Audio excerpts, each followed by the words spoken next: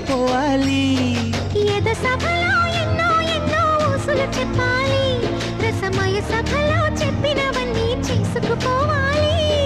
ప్రతిపక్షం నువ్వై ఉండి హద్దులు పెట్టాలి, ఆ ప్రతిపక్షం నేనై ఉండి యుద్ధం చేయాలి.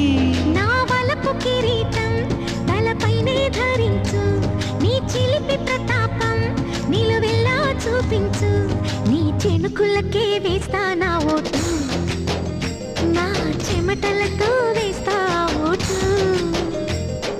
చిన్నగా చిన్నగా చిన్నగా మది కన్నులు విప్పిన కన్నెగా, నీ మగసిరికే వేస్తా నా ఓటు.